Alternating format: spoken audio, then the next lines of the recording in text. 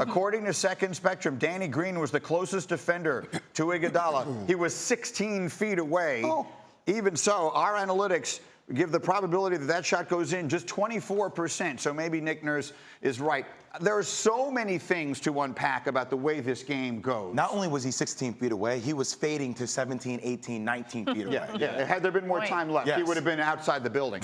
So does anyone besides me not understand why they don't foul in that circumstance and extend the game? Extend the game. I hear people talk about that in football all the time. Make them play. Make them continue to play. And in basketball, I think it's the same thing. They have Draymond trapped in the corner there. They can easily commit the foul. They'll be whatever there would have been at that point, 16, 18 seconds left. Even if he makes both, you play the game out. I unquestionably would have fouled in that circumstance. DJ, you're a coach. What would you have done? Well, it's tough in that situation because you only have one timeout. So if you foul there and you concede the 2 free throws and then you come down and you don't score, then you only have one more opportunity to call a timeout to advance the basketball. So in that case, you have 3 seconds left with one timeout. You try to play it out, or unless you get it into a guy's hands that's not a good free throw shooter. And out of those 5 guys, there was only one guy, Andre Iguodala, that I would have fouled at that point in time. DJ, how many times has a coach ever told you kiss? You know, keep it simple, stupid. Yeah. Just keep it simple. And I hear what Steph is saying by it's disrespectful to leave Iggy open. Well, he made one of his last 14 three-point attempts before he made that shot. He's open for a reason. And if anything, you want Iggy to take that shot. He hasn't been making that shot. And I think the bigger story here is no Kevin Durant. Stephen Curry goes out in the first half. No Klay Thompson in the fourth. No Kevon Looney.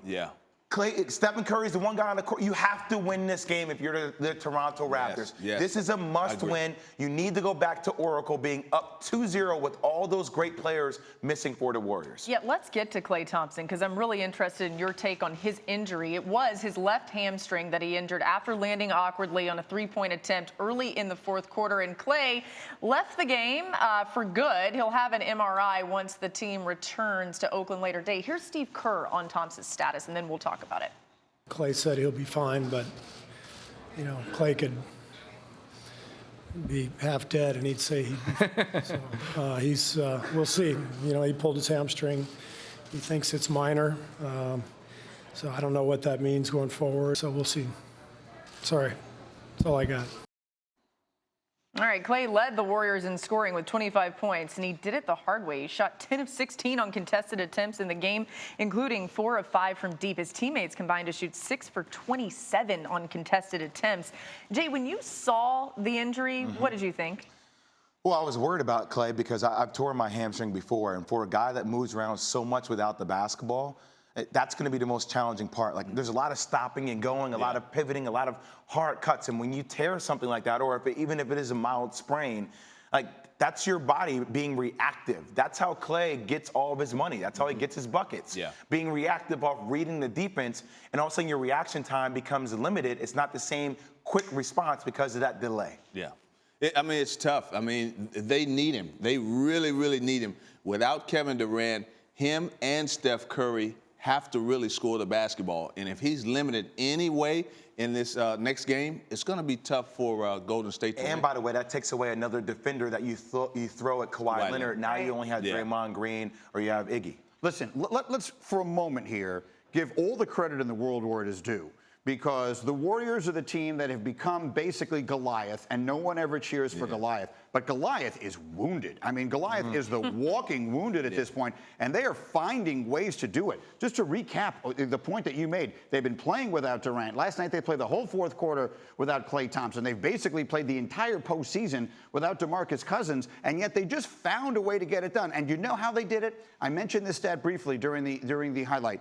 They had an assist on every made field goal that they scored in the second half. Every basket they scored came off of an assist. I wonder if some of the ISO guys in the NBA were watching that last night. That's how a great team plays basketball. And while I acknowledge, and if you watch the show, you know, look, you know I root against them just because I want to see someone else win.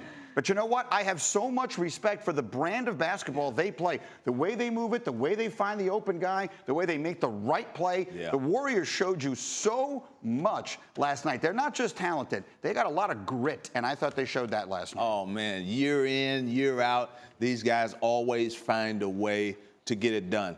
And last night, it was timely buckets by people that you didn't expect to join the party. Quinn Cook. Quinn Cook. Quinn Cook. He made 3 big threes in the second half. DeMarcus Cousins had been out. The game 1 came back. Game 2 played phenomenal. You have to give credit to Steve Kerr in the system. You have to.